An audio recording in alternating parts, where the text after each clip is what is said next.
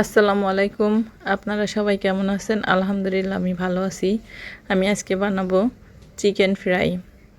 প্রথমে আমি মুরগিগুলাকে ছোট ছোট করে পিস করে নিয়েছি। রানগুলো আমি আস্ত করে রেখে দিয়েছি। আপনাদের পছন্দ মতো আপনারা কেটে নেবেন। আমি পানি ছাড়িয়ে বোলের মধ্যে আমি রেখে দিয়েছি।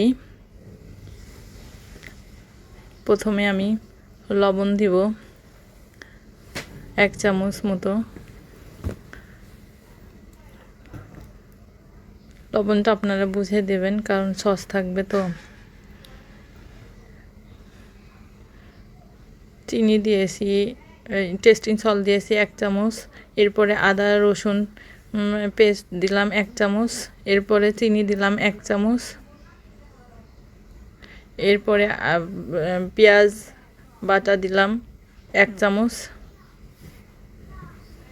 শুকনা মরিচের গুঁড়া দিলাম 1 চামচ। গোলমরিচের গুঁড়া দিলাম 1 চামচ। দারচিনি, এলাচ, মিক্সড মশলা সব কিছুই থাকে এটার মধ্যে, ওইটা দিলাম 1 চামচ। আমি টমেটো সস দিব 1 চামচ বা 2 চামচ, আপনাদের যেটা সুবিধা হয় সেভাবে দিয়েন। সয়া সস দিচ্ছি 2 চামচ।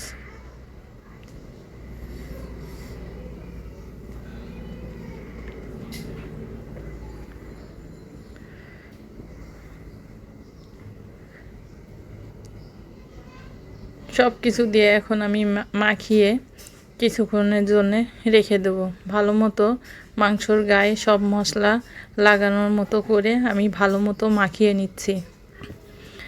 আমি 2 ঘন্টা মতো মাংসটা রেখে দিয়ে এরপরে আমি কর্নফ্লাওয়ার মিশাই আবার মাখিয়ে নিচ্ছি। একটু বেশি করে কর্নফ্লাওয়ার দিয়ে আমি ভালো করে মাখিয়ে নিচ্ছি।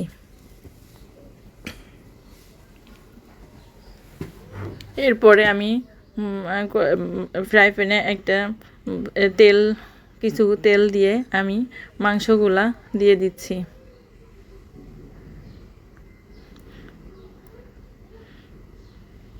সব মাংসগুলা আমি 2 পিঠে ভেজে নেব।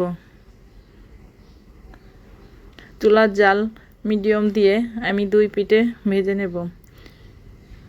আমার মতো করে করলে আপনাদের চিকেনগুলাও অনেক মাশাআল্লাহ অনেক সুন্দর হবে।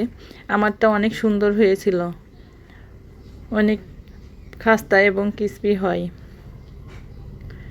আমার 2 পিঠে ভাজা হয়ে গিয়েছে সব চিকেন ফ্রাইগুলা। আমার চিকেন ফ্রাই বানানো শেষ, আমি পরিবেশন করব। আল্লাহ হাফেজ।